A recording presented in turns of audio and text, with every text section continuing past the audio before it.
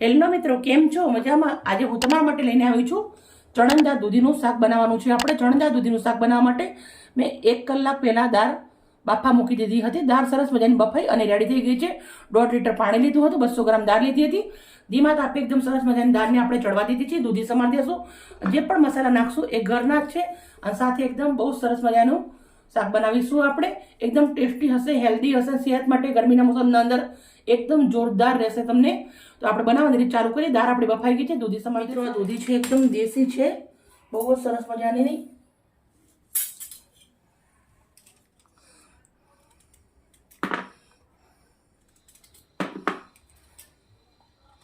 આપણે દૂધીને કટ કરી લેશું, પહેલાં છોલી લેશું.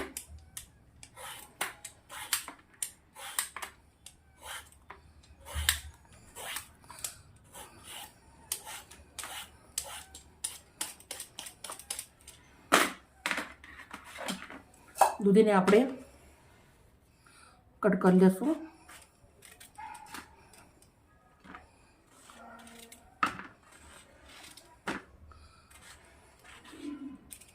એકદમ કૂણી કૂણી મસ્ત મજાની દૂધી છે, તો આપણે દૂધીને આવી રીતે કટ કરી દઈએ છીએ.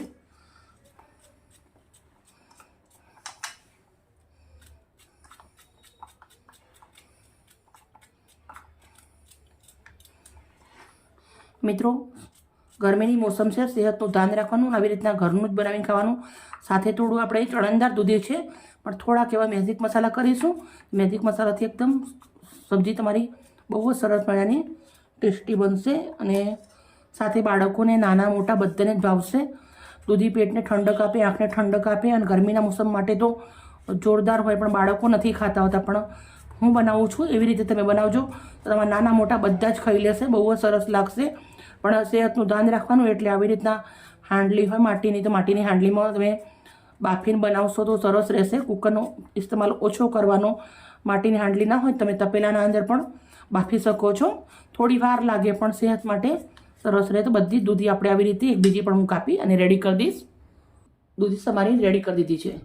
આ શાક માટે નવો મસાલો કરવાનો મેં તમને કીધું હતું, તમે જોઈ શકો છો.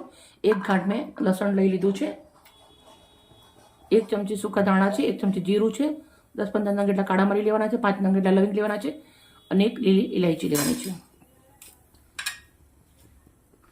કશ્મીરી મરચાં લેવાના છે, અંદરથી બીજ કાઢી નાખવાના છે અને 4 નંગ લીધા છે. 5 નંગ લીલા મરચાં લીધા છે અને સાથે આવી રીતે આદુનો ટુકડો લેવાનો છે. બધા જ મસાલા આપણે થોડી વાર આવી રીતે શેકી લેવાના છે. એકદમ ટેસ્ટી અને મસ્ત સબ્જી બનશે આનાથી. મસાલાને આપણે સરસ શેકી લેશું.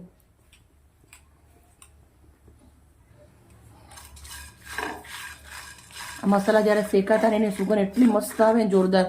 અને સાથે આદુ અને લસણ મરચાં શેકીએ છીએ. આને આપણે એક વાટી અને મસાલો રેડી કરી દેવાનું છે. 3 થી 4 મિનિટ લાગે છે આ વંટાતે. ખલના અંદર વાટીએ એટલે થોડી વાર લાગી જાય.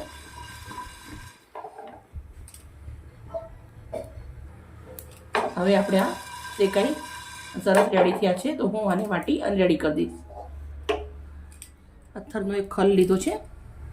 ખલના અંદર મસાલો નાખી દેશું. મસ્ત મજાનો દરદરો વાટી લેશું.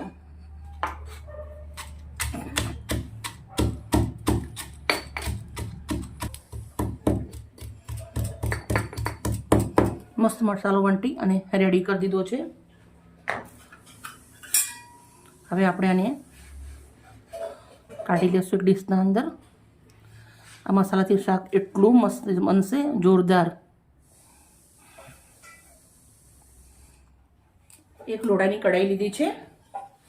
અંદર આપણે 1 ચમચા એટલું તેલ નાખું છું. તેલને સરસ ગરમ થવા દઈશું આપણે.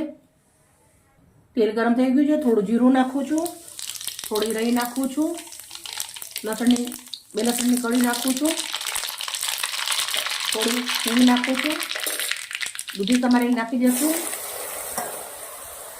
દૂધી નાખ્યા પછી આપણે એક ટામેટું નાખી દઈશું. મિક્સ કરી દઈશું.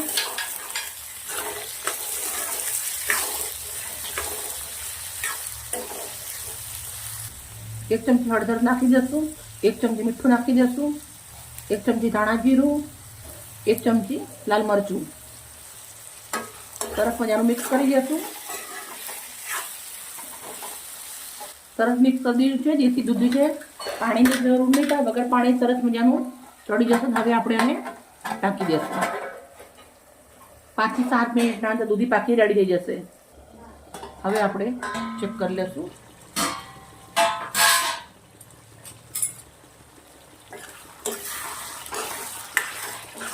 દૂધીમાંથી પાણી છૂટ્યું છે અને દૂધી સરસ મજાની ચડવા આવી ગઈ છે. મસ્ત ચડી જ ગઈ છે દૂધી. તમે જોઈ શકો છો એકદમ સરસ ગળી ગઈ છે. હવે આપણે અંદર દાળ નાખી દેવાની છે.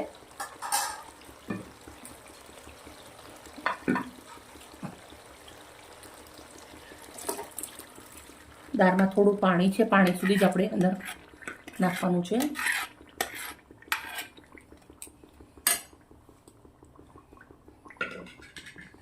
સરસ મિક્સ કરવાનું છે. હવે આપણે જે સ્પેશિયલ ઝંઝણાટી મસાલો બનાવી રાખ્યો છે એ નાખી દઈશું.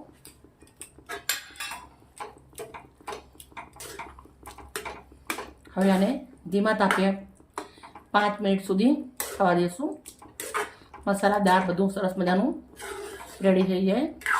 તમે થોડું પાણી નાખીને પતલી કરવી હોય કરી શકો છો, પણ આવી જ બહુ સરસ લાગે છે. તમને ભાખરી જોડે, રોટલી જોડે, બધા જ જોડે ખાવાની મજા આવે આવી હોય એટલે. આપણે ધીમા તાપે આને 5 મિનિટ સુધી થવા દઈશું. ઢક્કણ ઢાંકી દઈશું આપણે.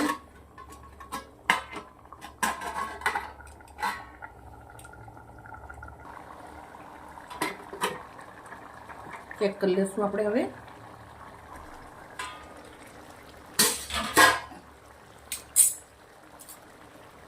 હવે આપણે અંદર લીલા દાણા નાખી દેવાના છે. ગેસ બંધ કરી દઉં છું. શાક આપણું સરસ મજાનું રેડી થઈ ગયું છે. મિત્રો, આ શાક બનાવતા થોડો વિડીયો મોટો થઈ ગયો છે, પણ તમને સ્ટેપ બાય સ્ટેપ બતાવ્યું છું. એકદમ નવી રીતે બનાવ્યું છે.